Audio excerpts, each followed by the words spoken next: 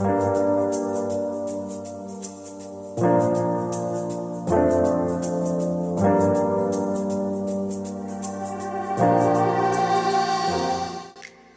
favor, abran su Biblia en Gálatas capítulo 5. Estamos llegando al final de nuestra serie que se llama Evangelio Verdadero. Estamos en el capítulo 5 de 6 capítulos que tiene el libro de Gálatas, y les pido que leamos juntos desde el versículo 16 hasta el 25. Y también vamos a leer en otro momento de nuevo el texto de las oraciones de hoy en Juan capítulo 15. Entonces, leamos juntos la palabra del Señor, que es el alimento para nosotros este día. Gálatas 5, 16 en adelante. Digo pues, anden por el Espíritu y no cumplirán el deseo de la carne. Porque el deseo de la carne es contra el Espíritu, y el del Espíritu es contra la carne, pues estos se oponen el uno al otro, de manera que ustedes no pueden hacer lo que deseen. Pero si son guiados por él, están bajo la ley. Ahora bien, las obras de la carne son evidentes, las cuales son inmoralidad, impureza, sensualidad, idolatría, hechicería, enemistades, pleitos, celos, enojos, rivalidades, disensiones, herejías, envidias, borracheras, orgías y cosas semejantes, contra las cuales les advierto, como ya lo he dicho antes, que los que practican tales cosas no heredarán el reino de Dios. Pero el fruto del Espíritu es amor, gozo, paz, paciencia, benignidad, bondad, fidelidad, mansedumbre, dominio propio. Contra tales cosas no hay ley, pues los que son de Cristo Jesús han crucificado la carne con sus pasiones y deseos. Si vivimos por el Espíritu, andemos también por el Espíritu. No nos hagamos vanagloriosos, provocándonos unos a otros, envidiándonos unos a otros. Hasta aquí la lectura de la palabra del Señor. Oremos. Señor, nosotros te damos gracias por tu palabra que es tan preciosa esta mañana, tu palabra que has usado para hablar a los corazones, para traer aliento y para llamar y para alimentar tu iglesia y para llamar al arrepentimiento en distintos lugares y circunstancias. Y hoy ante tu palabra te rogamos que hagas esto también en nuestro corazón.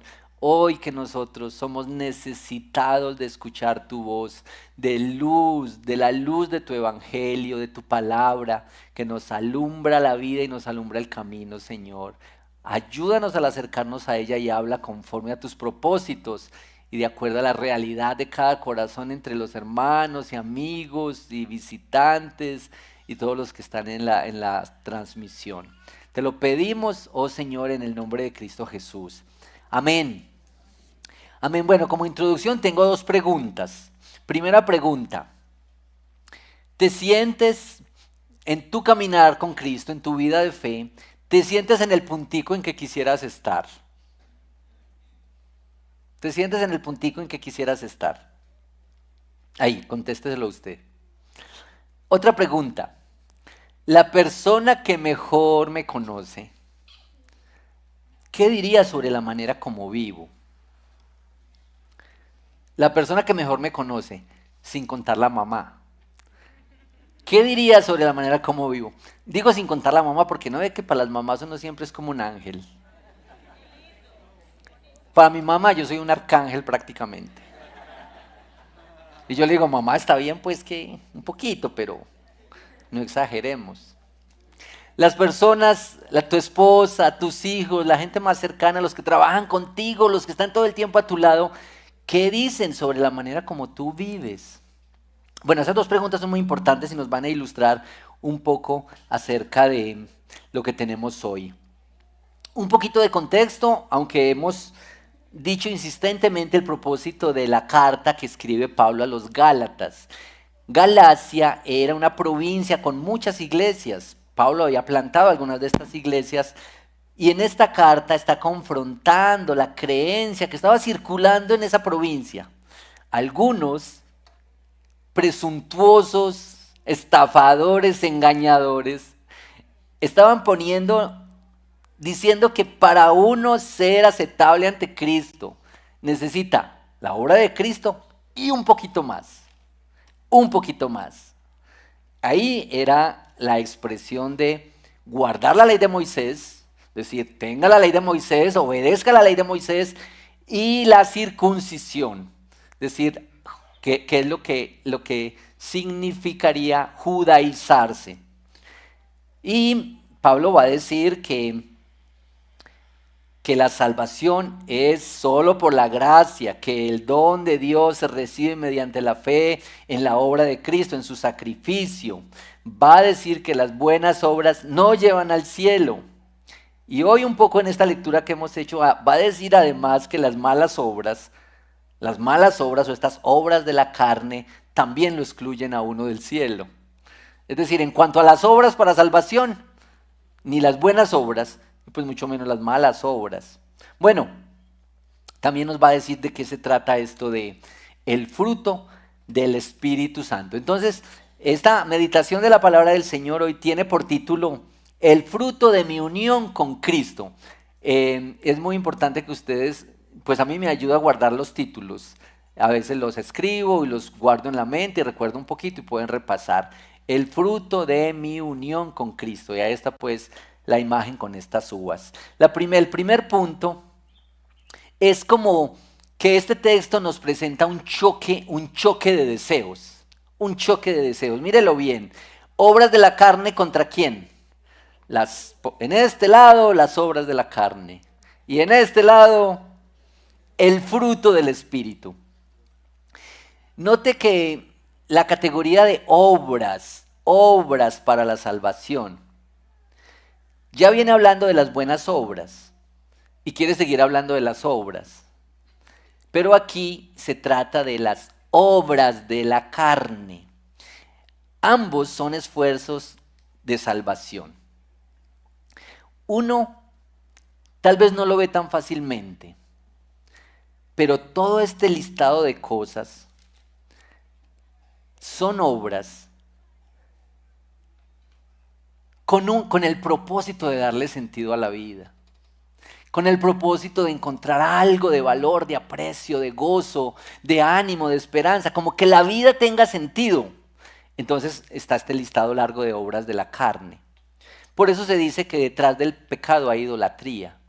Es decir, que el pecado es idolatría. Yo sé que nosotros no vemos tan fácilmente estos ídolos, pero digamos la verdad, nosotros perseguimos estas cosas porque creemos que nos van a rescatar de algún lado, nos van a dar algo de sentido y de gozo y de esperanza en nuestra vida. Esto es que las obras de la carne también son esfuerzos para la salvación, son esfuerzos nuestros para hacer nuestra vida más emocionante, por controlar. Hermanos, el pecado es despreciable por sus efectos en nuestra vida, pero es despreciable porque es idolatría. Y aquí están estas dos fuerzas en choque. Algo más sobre esto de las obras de la carne. Obras. Quiere decir acciones, trabajo, esfuerzo. Los deseos de la naturaleza pecaminosa. El deseo de la carne. Mire, los que estudian los idiomas griegos nos han dicho que la palabra aquí es epitumia. Un poquito difícil de recordar esa palabra. ¿Sabes de qué hablaron el domingo? De epitumia. Usted puede ir repasando ahí. Mire, esta palabra en griego, que algunos lo tradujeron como lujuria, pero el problema es que a veces se limita la palabra solo a las cosas sexuales, a los deseos sexuales. La palabra deseos de la naturaleza pecaminosa tiene que ver con mucho más que los deseos sexuales. Es un sobredeseo, un deseo exorbitante. Pablo está diciendo que nosotros tenemos un problema con nuestros deseos. Es que mire, es muy fácil decir que uno está en pecado o ver el pecado cuando lo que se está deseando son cosas evidentemente malas y pecaminosas y dañinas que uno dice, no, pues eso se sabe que eso es pecado. A leguas se ve que eso es pecado. Pero ¿qué tal cuando se trata de cosas legítimas y buenas en las que se está poniendo un sobredeseo? Ahí está. Los deseos de la naturaleza pecaminosa hacen que aún las cosas preciosas, bonitas, gloriosas, como, no sé, cualquier cosa como la familia, las relaciones, el conocimiento, cualquier cosa que podemos anhelar y participar legítimamente, se convierte en un deseo pecaminoso, se convierte en un deseo excesivo, un sobredeseo. Esto es. Miren algo más sobre eso y está en esta slide que les vamos a mostrar enseguida. Em, David Pulson dijo esto: si idolatría es la palabra concisa y característica del Antiguo Testamento, recuerden todas las advertencias que hay sobre la idolatría en el Antiguo Testamento. No se hagan ídolos, Dios es Dios celoso, no comparte su gloria con nadie, eso. Bueno, otra vez, si idolatría es la palabra concisa y característica del Antiguo Testamento para nuestra tendencia a apartarnos de Dios, entonces deseos, y aquí está la palabra epitumía, es la palabra concisa y característica para esa misma tendencia en el Nuevo Testamento. Se une el concepto de idolatría y el concepto de deseos exorbitantes que controlan la vida para englobar la lujuria, ansia, malos deseos y avaricia. Y bueno, ahí tienen unas citas para quienes quieran ampliar este concepto. Hermanos, digamos la verdad sobre esto. Nosotros, aunque estamos conscientes, pecamos porque nos gusta el pecado. Nosotros pecamos porque no vemos consecuencias. Si ocurriera como cuando Ananías y Zafira, eso sería distinto, ¿cierto? Nosotros no vemos las consecuencias del pecado. Además, porque nosotros decimos, yo de esto salgo otra vez. Eso se resuelve aquí. Esto es los deseos de nuestra naturaleza pecaminosa que están ahí. Mire por favor en el versículo 21, antes de que veamos el fruto del Espíritu, el versículo 21. Pablo está diciendo, está haciendo esta claridad.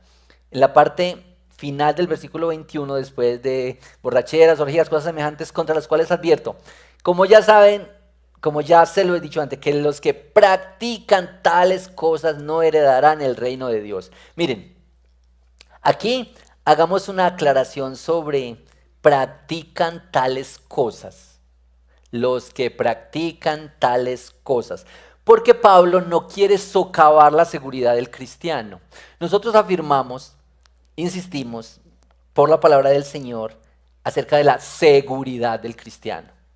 Esa es una cosa que está muy segura, la salvación que Cristo ha conseguido por nosotros.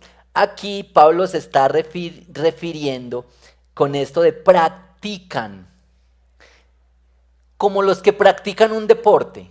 Ustedes saben que hay gente que se ha entregado al deporte, ¿cierto? Que practican, que van todos los días, a veces hasta 2 veces al día, y es una rutina de la práctica. Depende de dónde quiera llegar, depende del nivel del deporte que quiera alcanzar.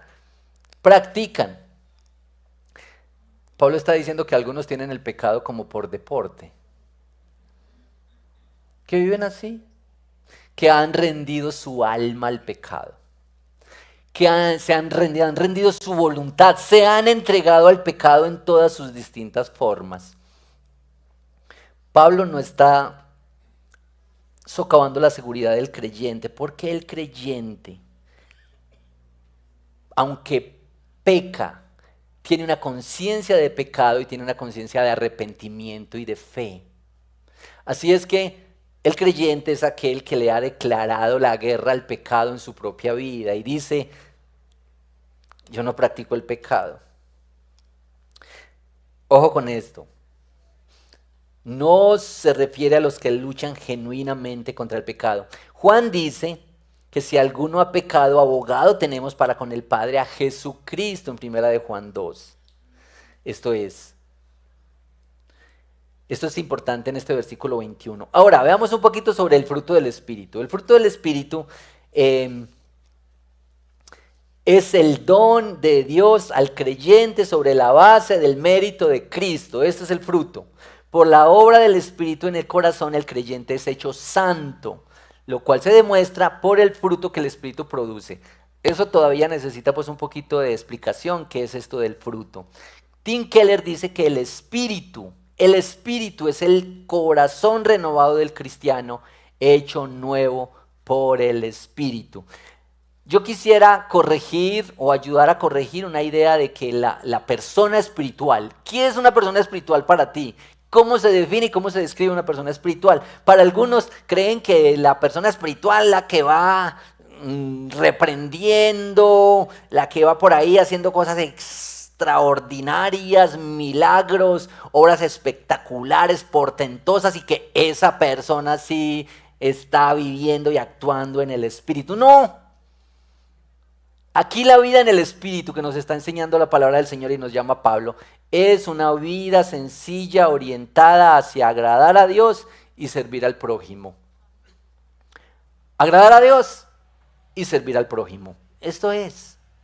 Bueno, varias cositas sobre esta imagen del fruto. A Pablo le gusta la imagen del fruto y la imagen agrícola. Algunos de ustedes, yo sé que algunos de ustedes también tienen su venita agropecuaria. Sí, algunos capote y todo, pero venita, amor, aprecio por la tierra. Yo tengo muchas raíces pues para seguir con la imagen. A Pablo le gustaba esta imagen de lo agrícola, del fruto, de lo que se siembra. En 2 de Timoteo, cuando le estaba explicando a Pablo sobre ser un buen discípulo de Cristo, usa la imagen del campesino, junto con la del soldado y el atleta, el campesino que trabaja y espera el fruto. Se dice que el trabajo del campo está pegado a la piedad, está ligado a la piedad. Y es que piensen bien que el trabajo del campo de verdad es hermoso. Esas manzanas, esas papayas que usted se come, esa carne que usted consume, hay alguien que está produciendo en el campo. Hay alguien que está cultivando, hay alguien que está produciendo, y esto es hermoso. El trabajo del campo es muy duro. Las jornadas son largas, las condiciones físicas son difíciles, y creo que a Pablo le gustaba esta imagen porque ilustra mucho de lo que es el fruto del Espíritu Santo. La expectativa del que siembra siempre es el fruto. Está bien que le reconozcan, que le dicen que esos surcos tan bonitos, que qué cosecha, que árboles tan frondosos, que verde tan hermoso, que eso es una colcha de retazos como se ve desde los aviones. Pero en últimas, el que siembra está esperando el fruto. Él no quiere otra cosa que el fruto. Esa es su vida, su sustento. Eso es lo que más anhela, el fruto. Esa es la gran expectativa del agricultor.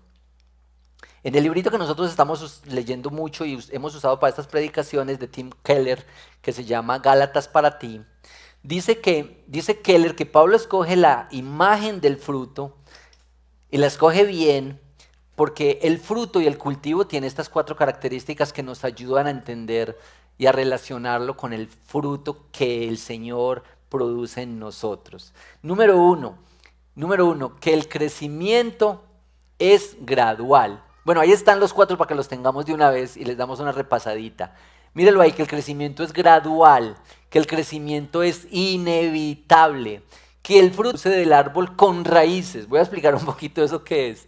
Y que el crecimiento es simétrico. Bueno, el crecimiento es gradual. Yo no sé si a ustedes les ha pasado en algún momento de su vida en que usted dice, yo en otro tiempo habría respondido distinto. Yo en otro tiempo no habría sido capaz con eso. Yo en otro tiempo eso sería muy difícil. Yo creo que cuando el Espíritu Santo del Señor está produciendo cosas en nosotros, esto se va viendo. Ustedes notan que uno no ve crecer un árbol, ¿sí o no? Uno no ve crecer un árbol, es muy difícil. Ahora pues con los videos y lo ponen así rápido y se ve creciendo. Pero no es fácil ver crecer un árbol. Sin embargo, los árboles se siembran y depende de la plantica, ya va a tener su fruto. Por ejemplo, yo sé que los aguacates, si usted siembra un aguacate hoy, se demora 3 años para agarrar el primer aguacate. 3 años. Mucho tiempo, ¿sí o no? Pero si siembra, por ejemplo, el maíz son como 4 mesecitos apenas. Entonces, en 4 mesecitos usted puede agarrar una mazorca de esas y ponerla ahí en la brasita y con salecita y todo.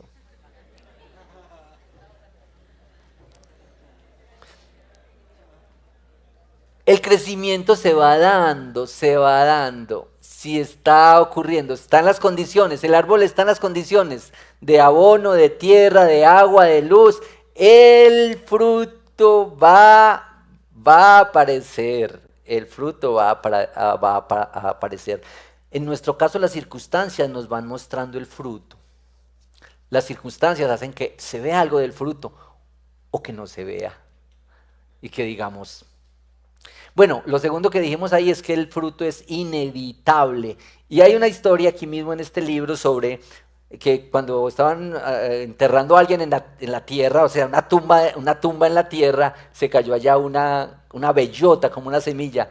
Y aunque cerraron esa tumba y le pusieron de todo, y le pusieron su mármol y todo lo demás, esa bellota con el tiempo fue saliendo, fue creciendo, fue rompiendo ese cemento y ese mármol y fue creciendo. Y uno dice, es una semillita tan pequeña, fue abriéndose paso. El fruto es inevitable. Yo no sé si uno tiene esta misma sensación cuando dice, esto tan difícil que me pasa a mí, esto como yo soy, es que mi carácter, es que los defectos que yo tengo, es que esto que me reclaman, esto que no ven en mí, yo creo que esto nunca va a cambiar. Deberíamos pensar que el fruto se va a abrir camino en nuestra vida por la obra del Espíritu Santo. Y lo vamos a ver y lo vamos a celebrar. Bueno, el fruto se produce del árbol con raíces. Y esto es importante porque nosotros a veces a veces queremos ver fruto en nuestra propia vida y en otros, al margen de un árbol que alimenta, como si fuera un gajo que está cortado y separado del tallo. Nosotros a veces queremos producir así fruto, y eso es como el que no se aguantó los 3 años del aguacate y dice, eso está muy lejos, 3 años, y como venían unos amigos para ver el cultivo, fue a la plaza y compró unos aguacates. Y compró una cintica así verdecita del mismo tallo. Entonces se dedicó a pegarle los aguacates a la mata. Se los pegó ahí, quedaban muy lindos. Entonces los amigos veían ese aguacate. ¡Uy, qué belleza de cosecha! Bueno, y a los 2 días, 3 días, ¿cómo está ese fruto? Un fruto artificial. Se descompone, se daña. Yo no sé si nosotros queremos producir así fruto en nuestra vida a veces. Queremos ver fruto artificial. Entonces a la fuerza queremos producir amor y gozo y paz, paciencia, y como que sale de nuestras propias fuerzas y sí, para la foto. Bueno, ahorita vamos a ver cómo es que el Espíritu Santo produce el fruto en nosotros. La vida es la que produce el fruto. La planta está aquí, tiene las condiciones y ella produce el fruto. No es que el fruto produzca la vida. Nosotros a veces queremos ver primero el fruto. Y es al contrario, es la vida, es la planta saludable, bonita, ahí que está produciendo. Nosotros nos confundimos o fallamos en eso. No debemos confundir tampoco los dones naturales con las obras del Espíritu Santo, porque ustedes han notado que hay gente que es amable por naturaleza, ¿sí o no? Hay gente que es abrazadora y cariñosa por naturaleza. Y esos son dones de Dios. Y eso es que el Señor, la gracia común, nos ha hecho así. Pero el fruto del Espíritu es otra cosa. Porque a veces esa misma persona que abraza, que es muy amable, que es muy... allí afuera está peleando con el del carro. Y sí, o sea, así nos puede pasar. Pero... em, Eso es que el fruto se va produciendo simultáneamente. Y es que la cuarta cosa es que el crecimiento es simétrico. Em, si ustedes notan, el texto dice el fruto, no los frutos. ¿Y por qué no dice los frutos si son un poco de cosas, de 9 cosas? Algunos que son muy inteligentes y muy gráficos han dicho que eso es como si fuera una mandarinita con casquitos, o como si fuera un racimo de uvas con uvitas que vas cogiendo. Puede ser que las imágenes ayudan, pero en todo caso, no es que el creyente o el cristiano dice, yo voy a escoger nada más tener gozo. A mí de amor no me hablen porque eso es muy difícil para mí. A mí la fe sí, la fe me gusta. No me hable de eso de paciencia. Uy, yo soy muy impaciente. No, es que el fruto está creciendo de manera simétrica. Las cosas se están produciendo adentro de nosotros. Van creciendo juntos. Esto es. Bueno, en el versículo 24, una notica antes de pasar al otro punto. En el versículo 24 dice que los que son de Cristo Jesús han crucificado la carne con sus pasiones y deseos. ¿Y qué les suena esto de crucificar? Crucificar. Yo creo que es algo que nosotros sí podemos, debemos, estamos llamados a hacer. Estamos llamados a hacer como una acción continua. Miren Colosenses 3:5, Pablo le dice a los colosenses algo parecido a esto. Hagan morir lo terrenal en ustedes. Y toda esta lista parecida.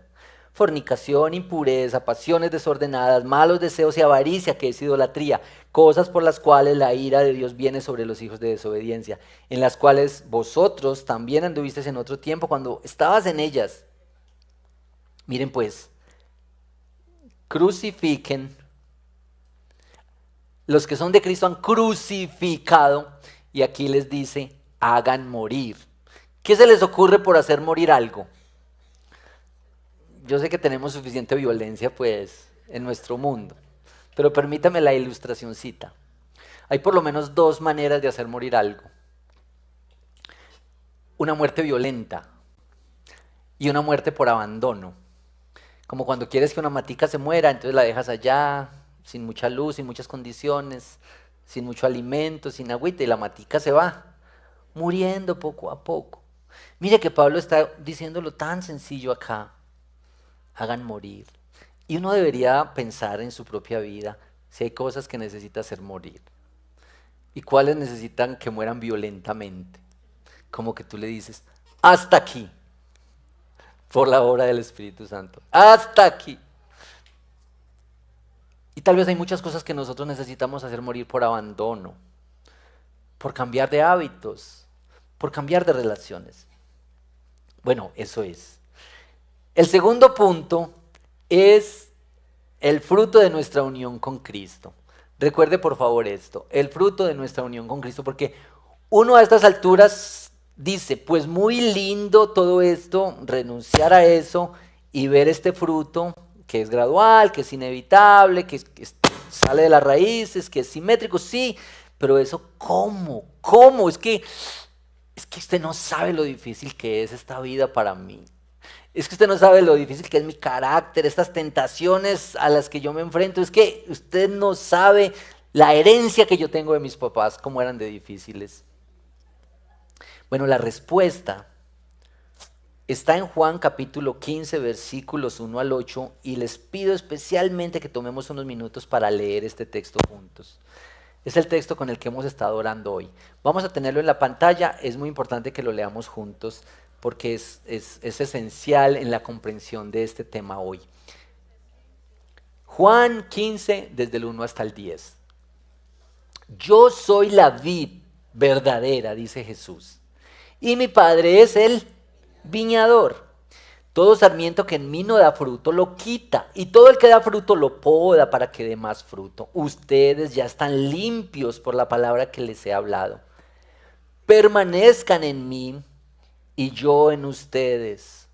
Como el sarmiento no puede dar fruto por sí mismo si no permanece en la vid, así tampoco ustedes si no permanecen en mí.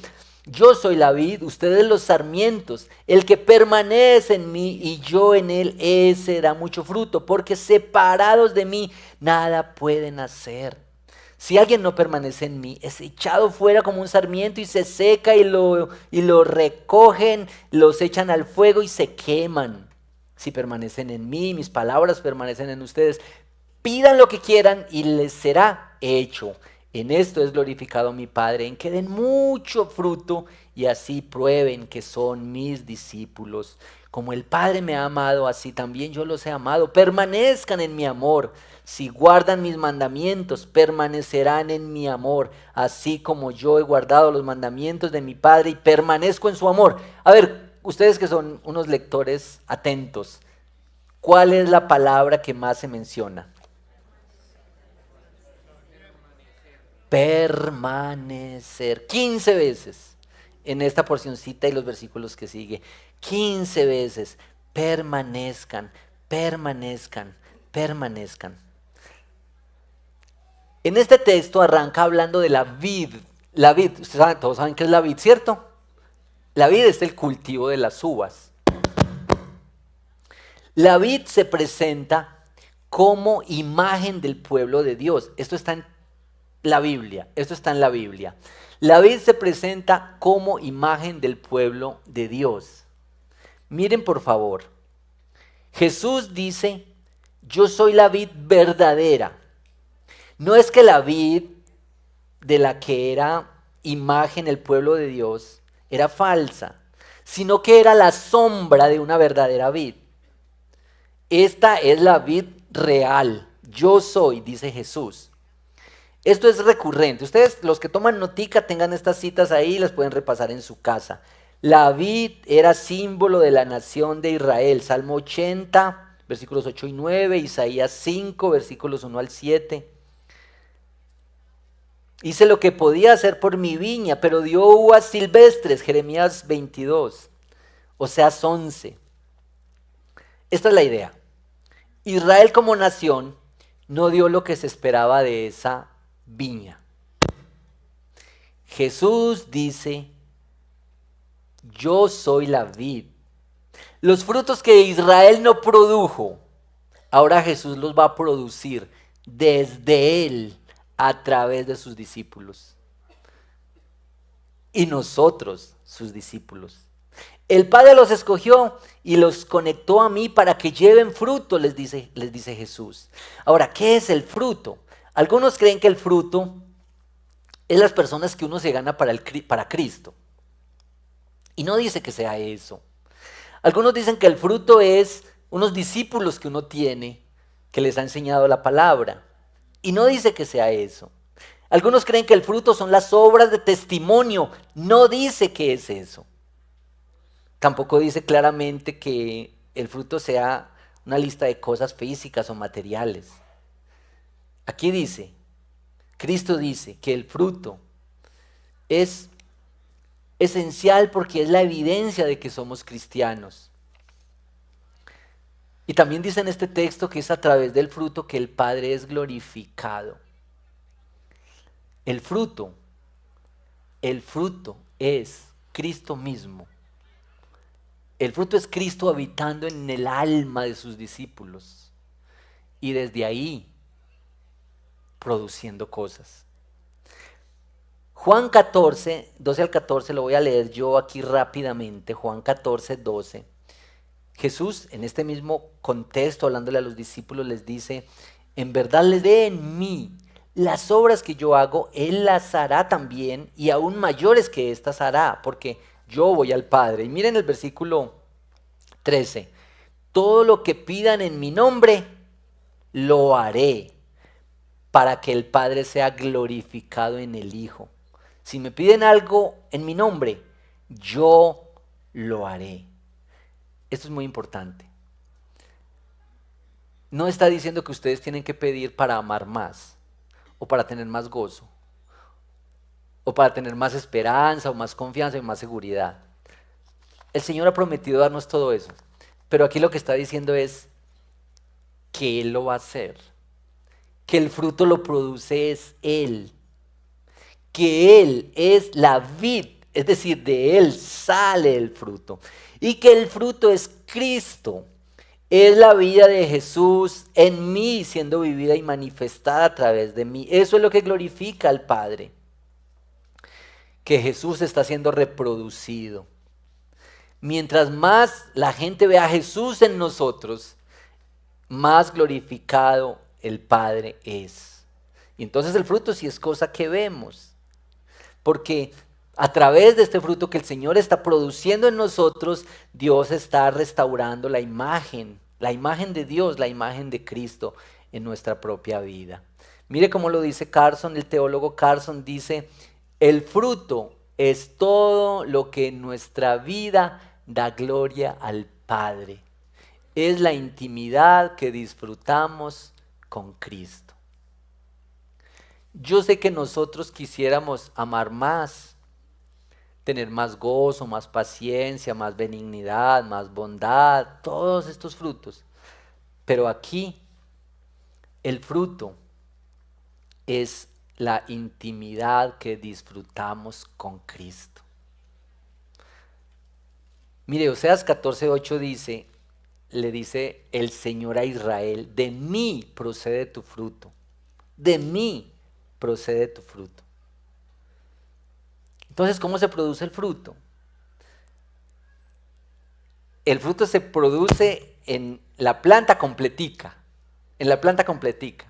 no en una rama que está despegada, porque la rama despegada se va secando. La rama pegada al árbol va produciendo fruto en su momento. Esto es Jesús viviendo su vida a través de nosotros. Mire, en el texto de Juan que leímos, fruto aparece varias veces, pero no les dice que ustedes ahora tienen que dar fruto. No, ¿cuál es la palabra? ¿Cuál es la palabra repetida en Juan? En Juan 15. Hermanos queridos, esto es lo esencial, este pedido es esencial, un solo pedido. No está pidiendo cosas, no está pidiendo que nosotros por nuestras fuerzas produzcamos, no está pidiendo que nosotros con buenas ideas, con buenas estrategias, lleguemos a amar más, a ser más pacientes. No son los recursos humanos, no son los buenos consejos, ni las terapias, ni la ayuda. Lo que el Señor dice es esta sola cosa: permanezcan en mí. Así es que, si tú quisieras ver más en tu vida de eso que anhelas ver, los cambios que anhelas ver, si quieres ver en tus familiares, en tus amigos, esas cosas nuevas, esta es la cosa esencial. Permanezcan en mí. Ahora, de pronto usted dice, sí, pues eso se ve chévere, interesante y todo, pero ¿qué es permanecer en Jesús? ¿Qué es permanecer en Jesús? Y aquí está por lo menos parte de la respuesta. Es mantener una comunión y dependencia de Él en cada momento de nuestro día y de nuestra vida. Nosotros debemos saber que estamos unidos a Él porque Él nos ha salvado, nos ha llamado, nos ha hecho sus hijos y nosotros lo sabemos, lo entendemos, confiamos en eso, nos alegramos, pero ¿cómo es eso en el día a día? ¿Cómo luce eso en el día a día? Esto es lo que algunos llaman la unidad experimental. Estamos experimentando día a día nuestra unión con Cristo. Nuestra unión con Cristo. Y lo hermoso de esto, de permanecer en el Señor, es que ocurre para todos los ciclos de la vida. Ocurre no importa la edad que uno tenga y bueno, no importa el lugar donde uno viva, porque aprovechando que aquí tenemos los misioneros, uno en la Sierra Nevada de Santa Marta, allá entre los frailejones, permanecer en el Señor. O uno por allá en el Chocó, en la selva, donde hay que recorrer como 5 días para llegar allá. Uno puede permanecer en el Señor. O uno en cualquier pueblito de la costa, en algún lugar de estas calles polvorientas y secas de estos pueblos. Uno puede permanecer en el Señor. Esto es la unidad que el Señor quiere que nosotros tengamos con Él. Permanecer en Cristo es estar apercibidos de su presencia en nuestra vida. Es que nosotros nos sabemos unidos a Él permanentemente. Hermanos, esto es mucho más que el encuentro dominical que celebramos. Esto es mucho más. Los versículos 7, 9, 11 de este texto de Juan dice: si permanecen en mí y mis palabras permanecen en ustedes, pidan y será hecho. Pidan y será hecho. Permanecer en Jesús es permanecer en su palabra, en su comunión, en su cercanía. Sinclair Ferguson, que va a estar ahorita en Muestra Cristo con nosotros, dice en uno de sus libros, sencillito esto: la manera de permanecer en Él, creo que hay un slide de esto, la manera de permanecer en Él es dejando que su palabra permanezca en nosotros. Y yo quisiera decirte, mi hermano, ¿cuál es el lugar que ocupa la palabra de Dios en tu vida? Y yo quisiera animarte para que la palabra del Señor permanezca en tu vida.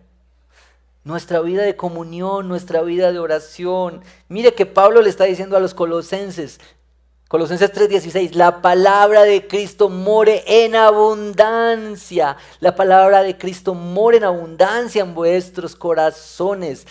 Y Sinclair agrega: no dejes ninguna habitación cerrada, ninguna puerta de armario cerrada. Deja que la luz de la palabra alumbre tu mente, que encienda tus afectos por Cristo. Deja que esa palabra someta tu voluntad a la suya. Eso es permanecer en Cristo.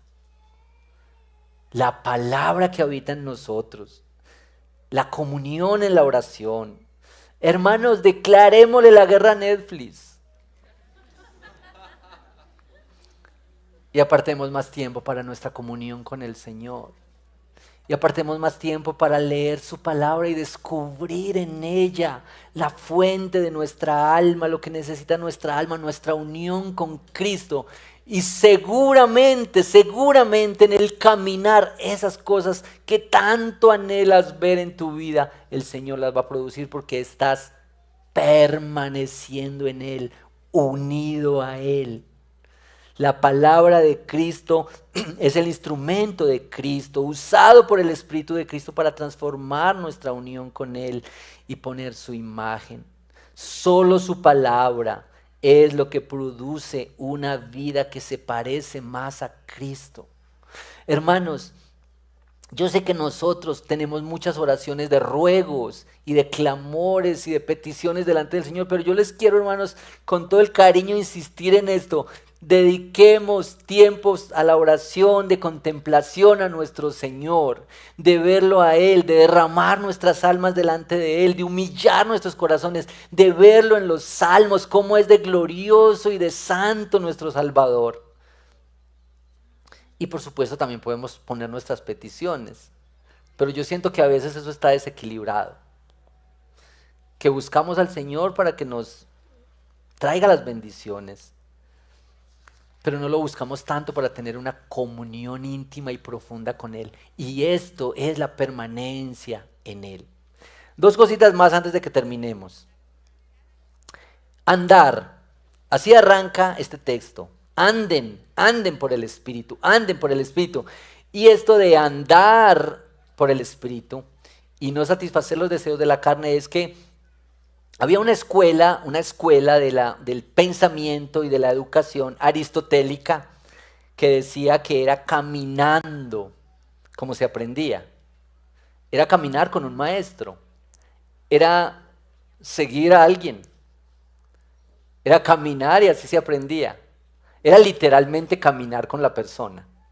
Y Pablo está usando esta imagen de su época, de la literatura, de la cultura en su época para decir, es caminando, es seguir las intenciones de Cristo, es caminando con Cristo en nuestra vida, es en el Evangelio, es viendo la obra del Espíritu Santo en la cotidianidad, es que la palabra de Cristo va delante de nosotros, es que nosotros seguimos al Espíritu Santo, es su palabra que está produciendo cosas en nosotros. Esto es, hermanos, esta obra del Espíritu, en esta obra del Espíritu nosotros participamos. Porque el Señor está llamando y haciendo la obra, pero finalmente quien se tiene que levantar a las 5 de la mañana para orar es usted y yo, ¿sí o no? Echarse agüita para despertarse y estar en la palabra del Señor. Uno es el que abre la Biblia, uno es el que la lee, uno es el que escucha, uno es el que ora, el que lee. A la vez, hay que decir, es una respuesta a la obra del Señor que nos llama. Él nos llama y nosotros respondemos a lo que el Señor ya ha iniciado. Los que somos de Cristo hemos crucificado la carne con sus pasiones y deseos. Ojo con los sobredeseos, la lucha de deseos. El problema con el sobredeseo. La obra principal de Cristo es glorificar al Padre. Y yo les digo, mis hermanos, tomemos cada día más en serio nuestro caminar en el Espíritu Santo, en la dependencia de Él, pero tengamos en cuenta que es por la unión con Cristo, porque si vamos a ver algo de fruto en nuestra vida, es el fruto de Él, porque es como que hay una fuente inagotable en Él. Imagínate si hay un lugar donde estás recibiendo la paz que no se acaba.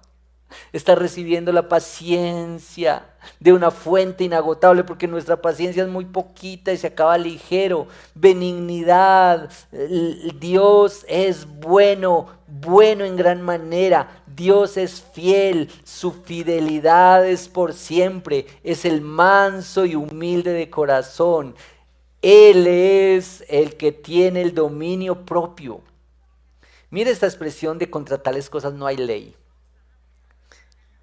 Esto es muy curioso, porque quiere decir que nada regula la cantidad.